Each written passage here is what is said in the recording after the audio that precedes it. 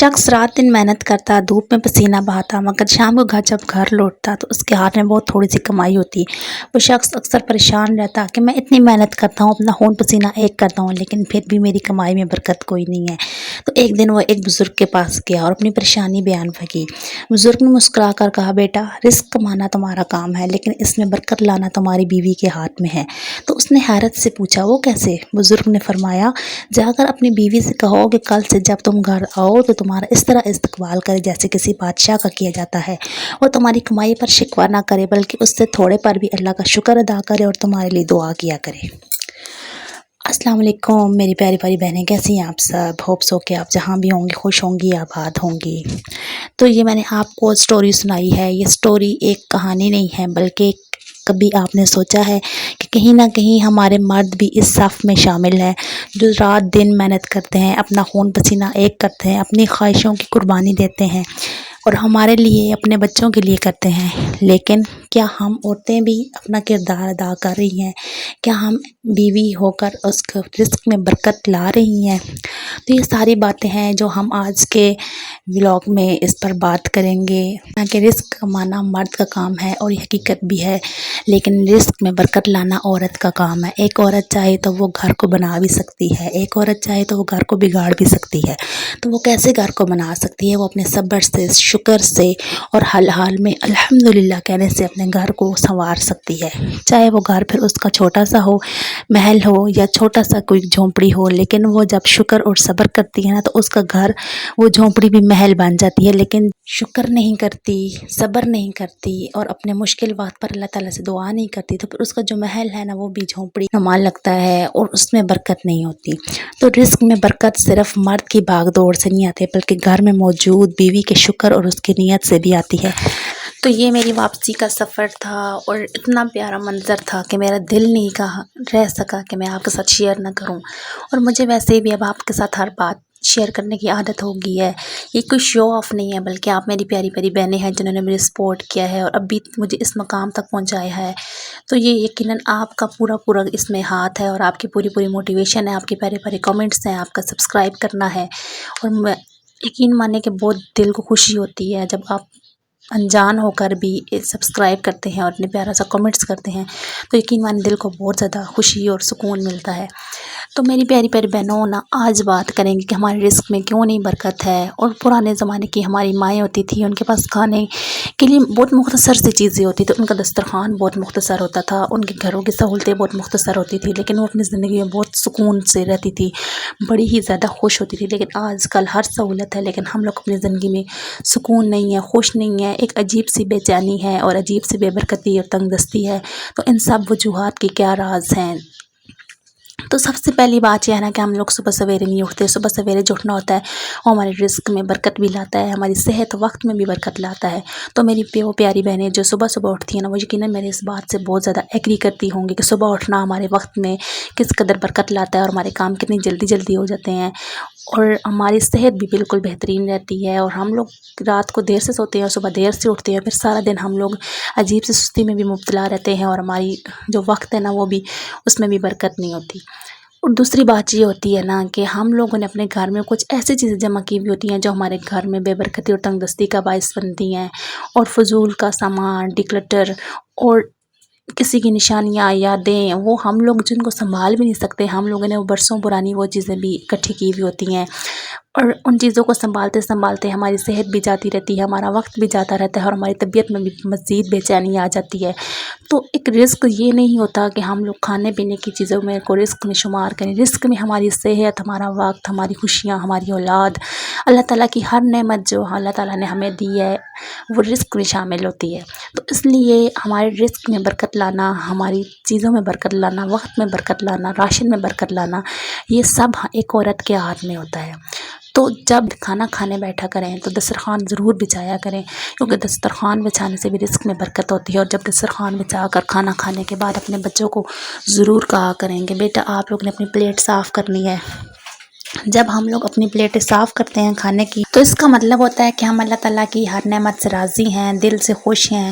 Plate صاف کرنے کا اہتمام ضرور کرنا چاہیے۔ پلیٹ صاف کرتے ہیں تو رزق ہمارے لیے دعا کرتا ہے، اور ہمیں نہیں پتہ ہوتا کہ کون سا کھانے کا ایسا ذرا ہے جس میں برکت چھپی ہے، تو اس لیے اپنی پلیٹ میں اتنا کھانا ڈالیں جتنا کہ ہم لوگ کھا سکیں اور پلیٹ صاف ہو جائے۔ اور اپنے بچوں کو بھی اس چیز کی عادت ڈالیں، اور اپنے بچوں کو کھانا کھانے کے بعد الحمدللہ کہنے کی اور دعا پڑھنے کی ضرور عادت ڈالیں۔ اگر بچے نہیں بھی پڑھتے، ظاہر ہے بچے ہیں کھیل کود میں مگن رہتے ہیں، لیکن جب ہم ان کے سامنے ایک چیز کی مسلسل تکرار کرتے ہیں، ایک چیز مسلسل کہتے رہتے ہیں، تو بچے مجبور ہو جاتے ہیں سوچنے میں آخر اس چیز میں کیا وجہ ہے، جو ہمارے والدین اس چیز کے بارے میں بہت زیادہ اہتمام کرتے ہیں اس چیز کا، تو پھر بچے دیکھا دیکھی ہم لوگوں کو وہ عادت خود بخود اپنا لیتے ہیں۔ تو اس لیے کھانا کھانے کے بعد یا کوئی بھی چیز کھائیں آپ تو، یا کوئی بھی آپ کو نعمت ملے تو آپ اونچی آواز میں الحمدللہ ضرور کہیں، کہ بچوں کو پھر یہ عادت پڑ جاتی ہے اور بچے بھی اللہ تعالیٰ کا ہر حال میں شکر ادا کرنے کے عادی بن جاتے ہیں۔ دسترخوان بچھا کر بیٹھنا اور پلیٹ صاف کرنا، اس کا ایک اتنا بڑا فائدہ ہے نا کہ انسان کے اندر سے غرور ختم کر دیتا ہے۔ جب انسان کے اندر عاجزی آ جاتی ہے نا تو پھر خود بخود برکت بھی آ جاتی ہے۔ اگلی بات یہ ہے کہ استغفار کی کثرت کرنا۔ ہمارے زندگی میں جانے انجانے میں ہم سے بہت ساری ایسی غلطیاں سرزد ہو جاتی ہیں، اور ہم بہت سارے ایسے کلمات منہ سے ادا کر دیتے ہیں جن کا ہمیں خود بھی اندازہ نہیں ہوتا، تو یہ کلمات پھر ہمارے دل کو سخت کر دیتے ہیں، ہمارے لہجے میں سختی لے آتے ہیں اور یا ناشکری کی طرف ہمیں لے جاتے ہیں۔ تو استغفار جو ہوتا ہے ان سب چیزوں کا حل ہے، اور استغفار کرنے سے حقیقت میں ہم اپنی کمزوریاں اللہ تعالیٰ کے سامنے بیان کر رہے ہوتے ہیں، اور اللہ تعالیٰ سے ان کمزوریوں کی اور اپنے گناہوں کی معافی مانگ رہے ہوتے ہیں، اور اللہ تعالیٰ کی رحمت مانگ رہے ہوتے ہیں۔ جب اللہ تعالیٰ کی رحمت ہم پر برستی ہے تو پھر ہمارے رزق میں، ہمارے گھر میں، ہمارے وقت میں، ہماری صحت میں، ہر چیز میں اللہ تعالیٰ کی طرف سے آٹومیٹک برکت آ جاتی ہے۔ تو استغفار کا چلتے پھرتے کثرت سے ذکر کیا کریں، ورد کیا کریں، اور میری امی کہتی ہوتی نا جب بھی آپ لوگ کوئی راشن لائیں، سودا سلف لائیں، تو اس پر 3 بار سورہ کوثر پڑھ کر پھونک دے تو انشاءاللہ آپ کو پتہ بھی نہیں چلے گا کہ آپ کے رزق میں کتنی برکت ہوئی ہے۔ اور حقیقت میں یہ میری بھی آزمائی ہوئی بات ہے، جب بھی میں ایک سالن میرا کام ہو رہا ہو نا تو میں اللہ تعالیٰ سے دعا کرتی ہوں اور اس پر 3 دفعہ سورۃ کوثر پڑھ کر پھونک دیتی ہوں، تو یقین مانے میرا وہ سالن اتنا زیادہ ہو جاتا ہے اور اس میں اتنی برکت ہو جاتی ہے کہ سب کھا بھی لیتے ہیں لیکن پھر بھی وہ بچ جاتا ہے۔ تو یہ چھوٹی چھوٹی باتیں ہوتی ہیں، چھوٹی چھوٹی باتیں ہوتی ہیں جو کہ ہم لوگ اپنی زندگی میں اگر فالو کریں نا تو ہم لوگ اپنے آپ کو کبھی بھی نہیں کہہ سکتے ہم لوگ غریب ہیں، بلکہ ہم لوگ اللہ کا شکر ہے بہت زیادہ امیر ہے، لیکن ہم لوگوں کی عادات نے ہمیں غریب کیا ہوا ہے۔ تو ہم گھر آ گئے تھے اور گھر آنے کے بعد سب سے پہلے بچوں نے تقاضا کیا کہ کیک کاٹا جائے، اور کیک کے ساتھ انصاف کیا چاہیے، تو کیونکہ ہم لوگ کیک پھر فریج میں رکھ کر چلے گئے تھے اور میری بیٹی کی برتھ ڈے تھی تو ہم لوگوں نے پھر برتھ ڈے بھی سیلیبریٹ نہیں کی تھی بس، لیکن بچوں کی خوشی کے لیے پھر بہت کچھ کرنا پڑتا ہے، تو پھر بس سمپل سے طریقے سے ہم لوگوں نے کیک کاٹا، اور بچے بڑے بےتاب تھے کہ کب کیک کے ساتھ ہم انصاف کریں اور اس کو اپنے پیٹ میں لے کے جائیں۔ ان کے بابا نے کام پہ جانا تھا، میں نے کہا پہلے کیک کاٹ لیے بچوں کو دے دیتے ہیں، کیونکہ پھر بار بار فریج کھولیں گے تو اس لیے بہتر یہی ہے کہ پہلے کام کو کسی کو ختم کیا جائے۔ تو پھر ہم لوگوں نے جلدی جلدی اس کی بس سادی سی برتھ ڈے کی تھی۔ تو میری بیٹی ماشاءاللہ 2 سال کی ہو گئی تھی، تو آپ لوگوں نے میری بیٹی کے لیے بہت زیادہ دعا کرنی کہ اللہ پاک میرے بچوں کی مقدر اچھے کرے، میرے بچوں کو اپنے مقصد میں کامیاب فرمائے، اور اللہ پاک سب کے بچوں کو اپنے مقصد میں کامیاب فرمائے۔ تو اگلی بات یہ ہوتی ہے نا اپنے رزق میں برکت کے لیے کہ ہماری شکر کتنا ہے اور ہمارے اندر کتنی پاور ہے کہ ہم لوگ شکر ادا کر سکتے ہیں اور کس حد تک ہم برداشت کر سکتے ہیں۔ تو جب بھی ہمارے میاں گھر سے یا کام سے واپس آئیں تو ہمیں چاہیے کہ ہم ان پر جتنی بھی وہ کمائی لائے ہیں اس پر شکر کریں، چاہے وہ تھوڑا سا لائے ہیں چاہے وہ زیادہ لائے ہیں، لیکن شکر کریں، اور آتے ساتھ ان کے ساتھ گلے شکوے کرنے اور ان کو پوری لمبی لسٹ سما دو ایسا نہیں کرنا، بلکہ اپنے آپ کو بالکل مطمئن اور ایگری رکھنا ہے، بلکہ ان کو یہ فیل کروانا ہے کہ جیسے کچھ ہوا ہی نہیں ہے۔ جب وہ آرام سکون سے بیٹھ جائیں پھر ان کے ساتھ ہم ہر بار ڈسکس کر سکتے ہیں، ان کو اچھا سا ویلکم کرنا اور ان کو ایسا ویلکم کرنا جیسے کہ کسی بادشاہ کا ویلکم کیا جاتا ہے، اور حقیقت میں ایک آدمی اس گھر کا بادشاہ ہی ہوتا ہے اور آپ ایک گھر کی ملکہ ہوتی ہے، اور جو ملکہ ہوتی ہے نا اس کا یہ کام نہیں ہوتا کہ وہ ہر ٹائم ناشکری کرے اور ہر ٹائم گلے شکوے کرے، بلکہ ملکہ تو ہمیشہ خوش خوش رہتی ہے اور اپنے آپ کو بنا سنا سنوار کر رکھتی ہے۔ تو آپ بھی ایک ملکہ کی طرح رہا کریں اور ایک ملکہ کی طرح اپنے رب کا شکر ادا کیا کریں۔ آپ کو اللہ تعالیٰ نے جتنا بھی دیا نا وہ آپ کو اللہ تعالیٰ نے بہت اچھا دیا ہے، اور ہم بھی بہت سارے لوگ ہیں جو ہم سے نیچے ہیں اور ان لوگوں کے پاس وہ بھی نہیں ہے جو اللہ تعالیٰ نے ہمیں عطا کیا ہے۔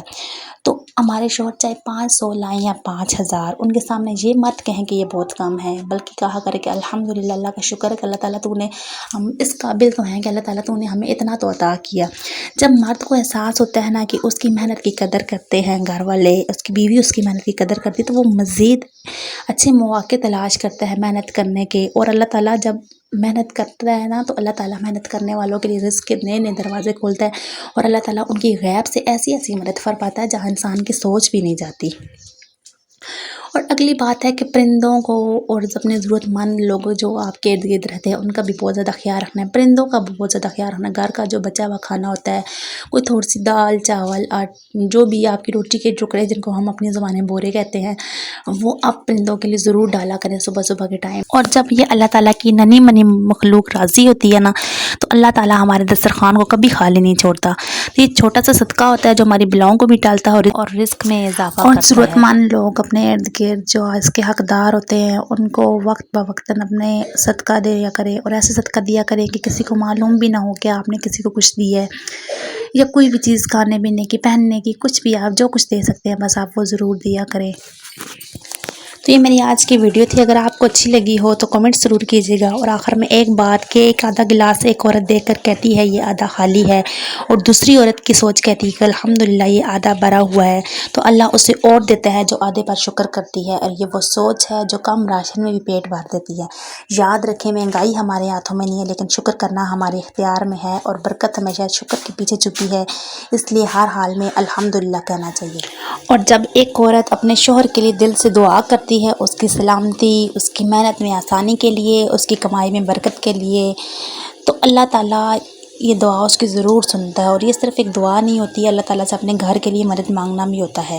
تو ہر وقت پریشان رہنا، گلے شکوے حساب کتاب لگاتے رہنا، یہ دل تھکا دیتا ہے، لیکن جب اللہ پر توکل ہو، اپنی طرف سے پوری کوشش کرتے رہیں، شوہر محنت کرتا ہے، گھر والے سپورٹ کرتے رہیں، تو پھر نتیجہ برکت کی شکل میں سامنے آتا ہے۔ اور جب دعا، توکل، امید اور محنت ہو تو اللہ تعالیٰ راستے آسان کر دیتا ہے۔ ملتے ہیں نیکسٹ ولاگ میں۔ ویڈیو ذرا سی بھی اچھی لگے تو لائک ضرور کیجیے گا، سبسکرائب ضرور کیجیے گا۔ اللہ حافظ۔